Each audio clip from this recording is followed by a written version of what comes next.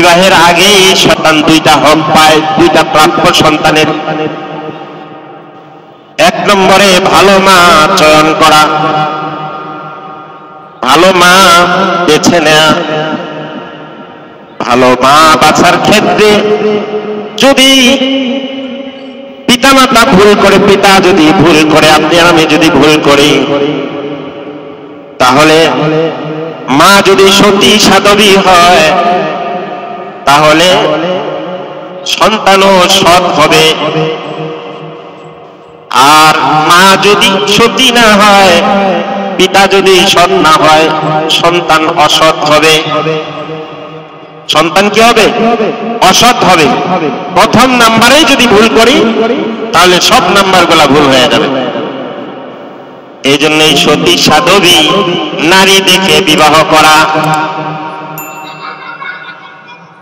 এই জন্য বুখারী শরীফের 5090 নম্বর হাদিসে বিশ্ব নবী বলেন, তুনকাহুল মারআতু লিআরবাঈন, মহিলাদেরকে 4টা জিনিস দেখে বিবাহ করা।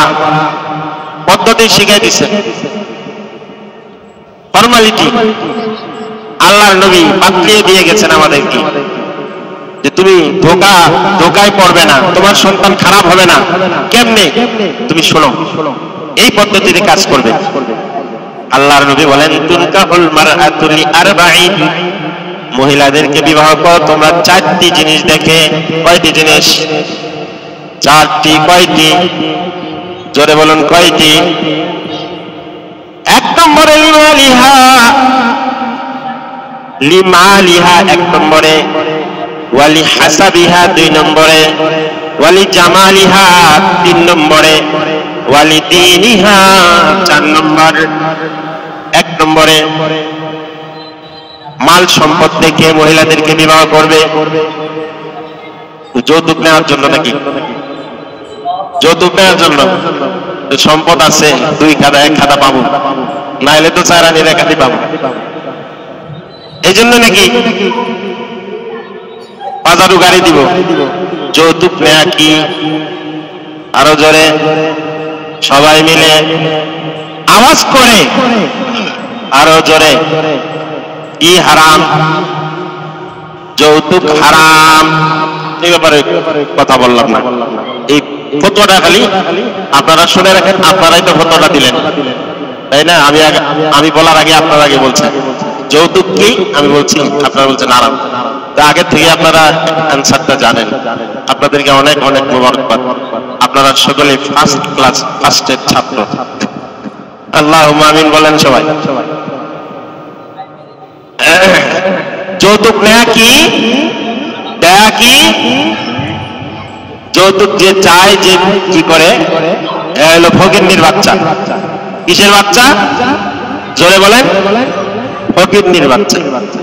সম্পদ থাকলে তো ভালো, খাওয়া দাওয়া ভালো হবে, মুরগির রান পাবে, যাক সম্পদ থাকলে অসুবিধা নেই। লিমালিহা 1 নম্বরে সম্পদ দেইকা।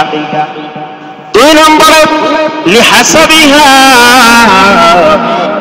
বংশ দেখে বিবাহ করবে। 3 নম্বরে লিজামালিহা, সৌন্দর্য দেখে, সুন্দর কিনা এটা দেখবে, যাচাই করবে। 4 নম্বরে ওয়ালি দীনিহা, দিন দেখে বিবাহ করবে। তার ভিতরে দিন আছে কিনা, কোরআন আছে কিনা, হাদিস আছে কিনা, পর্দা আছে কিনা, পুশিদা আছে কিনা, ইসলাম সে মানে কিনা। আল্লাহর নবী কি একটা চমৎকার কথা বলেছেন, ফাজফার বিযাতিদ্দীন। ও আমার উম্মতেরা, তোমরা শুনে রাখো, শুনে রাখো। 1 নম্বরে দিনকে তুমি সামনে রাখবে, দিনকে প্রাধান্য দিবে। তুমি দিনকে প্রাধান্য দিবে, না দিলে কি হবে? তারিবাত ইয়াদাক, তুমি ধ্বংস হয়ে যাবে। দিনকে প্রাধান্য না দিলে তুমি ধ্বংস হয়ে যাবে। এই কথার অর্থ কি? আল্লাহর নবী এই হাদিসের মধ্যে বোঝাতে চান, একটা মহিলার ভিতরে দিন আছে, আল্লাহকে ভয় করে, আখিরাতকে কামাই করে, অর্জন করে, তার ভিতরে ঈমান আছে, পর্দা আছে, পুশিদা আছে, কিন্তু মেয়েটার বংশের মধ্যে তেমন মাল সম্পদ নাই, মাল নাই, বংশের দিক দিয়েও নিম্নমানের বংশ, সৈয়দ বংশ না, খান বংশ না, পাঠান বংশ না, সুন্দরও খুব কম, এত সুন্দরীও না, কিন্তু পুরাপুরি ওই মেয়েটার ভিতরে দিন আছে।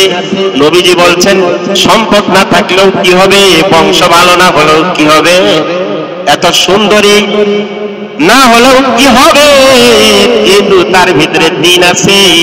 তুমি এই দিনটাকে প্রাধান্য দিয়ে ওই মেয়েটাকে বিবাহ করো।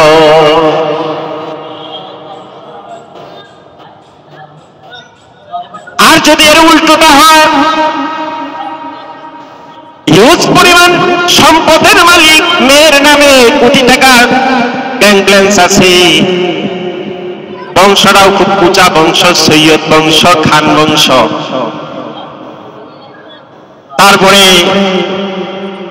সুন্দরীও অদ্বিতীয়, খুবই সুন্দরী, দেখলেওয়ালি, সরসী, রূপসী একজন মেয়ে, খুবই সুন্দরী।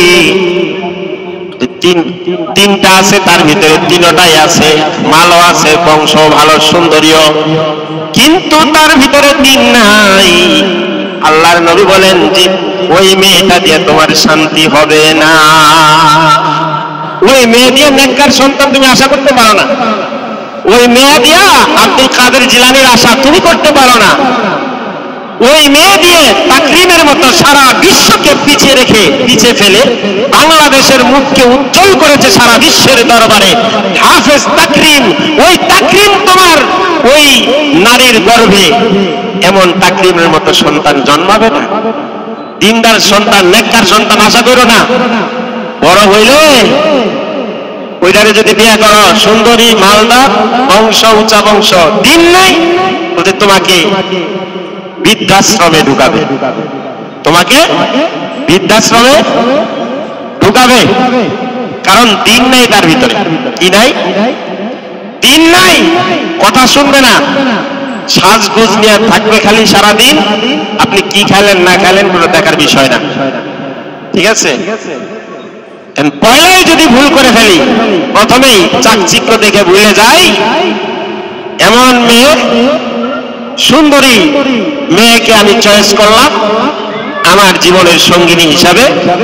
যে মেয়েটা পার্কে পার্কে থাকে, হোস্টেলে হোস্টেলে থাকে, পাড়ায় পাড়ায় ঘুরে সাজগোজ দিয়ে থাকে, দিনের লেশ মাত্রাও তার ভিতরে নাই, এমন নারী, এমন আমার জন্য যদি অর্ধাঙ্গিনী আমি চয়েস করি, তাহলে আমি কশ্চিন কালেও সংসারে শান্তি পাওয়ার আশা করতে পারি না।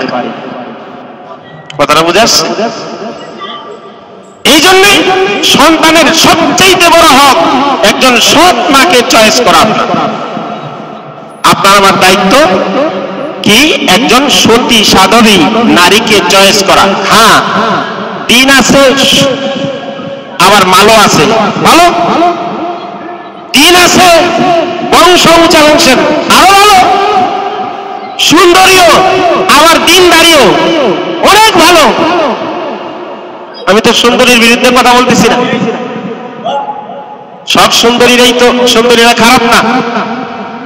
কিছু কিছু সুন্দরীর ভিতরে পূর্ণাঙ্গ দিন আছে, মালও আছে, সম্পদও আছে, উঁচা বংশের, সব ঠিক আছে, ভালো। ওই সুন্দরীকে নিয়ে আসেন আপনার বাড়িতে, সমস্যা নাই, আমি তার বিরুদ্ধে বলতেছি না, কিন্তু খারাপ দিকগুলোর ব্যাপারে আমি বলছি। আমার বন্ধুগণ, যদি সতী নারী আপনার আমার বাসায়, আপনার আমার বাড়িতে না আনি, তাহলে নেককার সন্তানের আশা করা যায় না। আর আপনার আমার স্ত্রী অর্ধাঙ্গিনী যদি সতী হয়, সাধবী হয়, তাহলে সংসারেও শান্তি হওয়ার আশা করা যায়, এবং তার পেট থেকে নেককার সন্তানের আশা করা যায়। ঠিক আছে তো? এখন মনে করেন যে হুজুর এই ওয়াজটা তো আজকে শুনলাম, অনেকদিন আগে শুনি নাই, অনেকে প্রথম শুনছেন এই ওয়াজটা, এখন তো বিয়া করে ফেলেছে, এখন কি করা? কোরআন শরীফে আল্লাহ তাআলা বলছেন যে তোমরা বিবাহ করো মাসনা, সুলাসা ওয়া রুবা, একটা, দুইটা, চারটা পর্যন্ত বিয়ে করা জায়েজ আছে। বাসায় গিয়ে খালি কয়ে দেখেন, একেবারে ছাল ওটায় চালু, 14টা মাথায় ছাড়বো যে বিয়া করবার চাল সব পেটে তোরা। এখন কি করবো হুজুর, ভুল তো করে ফেলাইছি, ওয়াজটা তো আগে শুনি নাই। এখন একটা রাস্তা খোলা আছে, সে রাস্তাটা হচ্ছে দিন শিখান, সাহাবী মহিলা সাহাবীদের ওয়াকিয়া আছে এগুলা শোনান, মাস্তুরাত তবলিগে পাঠাই দেন, মাস্তুরাত তবলিগে পাঠাই দেন। আপনার বউটা যদি ভালো না হয় কি করতে হবে, মাস্তুরাতে পাঠাই দিবেন, 10 দিনের 7 দিনের তবলিগে পাঠাই দেন। এটা মারামারি তো মহিলাদের ওখানে নাই, কথা বুঝছেন? পাঠাই দিলে 100% হয়তোবা আপনার স্ত্রী ঠিক হয়ে যাবে। 1 নম্বর দায়িত্ব কি, স্ত্রী চয়ন করতে হবে, সন্তানের মা চয়ন করতে ভুল করা যাবে না, 1 নম্বর। 2 নম্বরে সন্তানের হক, 2 নম্বরে সন্তানের হক হচ্ছে স্বামী স্ত্রী যখন মেলামেশা করবে, স্বামী স্ত্রীর মেলামেশার সময় একটা দোয়া আছে, সেই দোয়াটা পড়বে, বিসমিল্লাহি আল্লাহুম্মা জান্নিবনাশ শাইতান ওয়া জান্নিবিশ শাইতানা মা রাযাকতানা ফাকুদিয়া বাইনাহুমা লা ইয়াদুররুহু শাইউন। আল্লাহর নবী বলেন, যে ব্যক্তি দোয়া পড়বে বিসমিল্লাহি, আমি আল্লাহর নামে শুরু করতেছি, আল্লাহুম্মা জান্নিবনাশ শাইতান, হে আল্লাহ তুমি আমাদেরকে শয়তান থেকে রেহাই দাও, শয়তানকে আমাদের থেকে দূর করে দাও, ওয়া জান্নিবিশ শাইতানা মা রাযাকতানা, এবং আমাদেরকে যা রিজিক দিবে অর্থাৎ সন্তান দান করবে তার থেকে, তাকেও তুমি শয়তান থেকে বাঁচায় দাও, তার থেকেও শয়তানকে তুমি দূরে সরায় দাও। ফাকুদিয়া বাইনাহুমা, আল্লাহ রাব্বুল আলামিন তাদের মধ্যে একটা সুন্দর ফয়সালা করবেন এবং তাদেরকে নেককার সন্তান দান করবেন। আর আল্লাহর নবী বলেন, ওয়ালা ইয়াদুররুহু শাইউন, এই দোয়াটা পড়লে শয়তান সেখানে ভাগ বসাতে পারে না, শয়তান প্রভাকাণ্ডা তার চালাইতে পারে না, শয়তানি সেখানে করতে পারবে না, সন্তানটা নেককার হবে। 2 নম্বর, বিয়ের আগে 2টা হক গেল, তাই না? বিয়ের পরে সন্তান যখন গর্ভে আসবে ওই সময় মা কোরআনুল কারীম তেলাওয়াত করবে, কোরআন শরীফ তেলাওয়াত করবে, বেশি বেশি জিকির করবে, বেশি বেশি তাসবিহ তাহলিল পাঠ করবে। এই জন্যই হযরত আব্দুল কাদের জিলানী রাহমাতুল্লাহি আলাইহির ওয়াকিয়া আমরা শুনেছি, উনার মা 18 পারা কোরআনুল কারীমের হাফেজ ছিল। মায়ের পেটে থাকা অবস্থায় হযরত আব্দুল কাদের জিলানী রাহমাতুল্লাহি আলাইহি 18 পারা কোরআনুল কারীমের হাফেজ হয়ে মায়ের গর্ভ থেকে বাইরে এসেছে। ওইরকম কোরআনুল কারীম তেলাওয়াতকারিনী নারীকে ঘরে আনতে হবে। আর যদি খালি হিন্দি সিরিয়াল নিয়ে থাকে, সবসময় নাটক ফাটক নিয়ে থাকে, সরান যায় না টিভির কাছ থেকে, তারপরে আরো টাচ মোবাইল তো আছেই, সিরিয়াল দেখে, খালি সিরিয়াল দেখে, এই মায়ের পেটে কি আব্দুল কাদের জিলানী জন্মাবে নাকি? হ্যাঁ, এই মায়ের পেটে আব্দুল কাদের জিলানী জন্মাবে না, এই মায়ের পেটে কুখ্যাত সন্ত্রাস জন্মাবে। নাউজুবিল্লাহ বলেন সবাই। আমার বন্ধুগণ, সন্তান যখন প্রসব করবে, যখন জন্মগ্রহণ করে, সন্তানের 1 নম্বর হক যেটা, সেটা হচ্ছে সন্তানের কানে আজান দিয়ে দেয়া, সন্তানের কানে আজান দাও। হযরত উবাইদুল্লাহ ইবনে আবি রাফি রাদিয়াল্লাহু তাআলা আনহু থেকে হাদিস বর্ণিত, আবু দাউদ শরীফের 5105 নম্বর হাদিস। আবু রাফি রাদিয়াল্লাহু তাআলা বলেন, রাআইতু রাসূলুল্লাহ সাল্লাল্লাহু আলাইহি ওয়াসাল্লাম ইযা ওয়ালিদা হাসান ইবনে আলী ইবনে আবি তালিব রাদিয়াল্লাহু তাআলা আনহু ওয়ালাদাতহু ফাতিমাতু আযানা ফি উযুনিল হাসান ইবনে আলী ইবনে আবি তালিব বিস-সালাহ। হযরত আবু রাফি বলেন, আমি দেখেছি আযানা ফি উযুনিল হাসান ইবনে আলী ইবনে আবি তালিব, বিশ্ব নবীর যখন নাতি হাসান রাদিয়াল্লাহু তাআলা আনহু জন্মগ্রহণ করলেন, হযরতে ফাতেমা রাদিয়াল্লাহু তাআলা আনহা যখন প্রসব করলেন হযরতে হাসান রাদিয়াল্লাহু তাআলা আনহুকে, হাসান রাদিয়াল্লাহু তাআলা আনহুকে জন্মগ্রহণ করার পরে, প্রসব করার পরে ফাতেমা রাদিয়াল্লাহু তাআলা আনহা কোলে নিয়ে নবীজির দরবারে গেছে। নবীজির দরবারে যাওয়ার পরে হযরতে মুহাম্মদুর রাসূলুল্লাহ সাল্লাল্লাহু আলাইহি ওয়াসাল্লাম আযানা ফি উযনিল হাসান, হাসানের ডান কানে আযান দিয়ে দিলেন, বাম কানে ইকামত। ডান কানে কি আযান, বাম কানে কি ইকামত। ডান কানে আযান দিতে হবে, বাম কানে ইকামত দিতে হবে। এটা হচ্ছে সর্বপ্রথম সন্তানের জন্য তার জীবনের ঈমানের একটি সবচেয়ে বড় ডোজ, সবচেয়ে বড় ভ্যাকসিন। সবচেয়ে বড় ভ্যাকসিনের নাম কি ঈমানের? সন্তানের প্রতি, সন্তানের জন্য সেটা হচ্ছে আযান দেওয়া, ডান কানে আযান দেওয়া, বাম কানে ইকামত দেওয়া। এই ডোজ যদি কমপ্লিট না করা হয় তাহলে এই সন্তান হতে পারে নাস্তিক হয়ে যাবে, এই সন্তান হতে পারে ইহুদি হবে, নাসারা হবে, মুশরিক হয়ে যাবে, এই ডোজ যদি কমপ্লিট না করা হয়।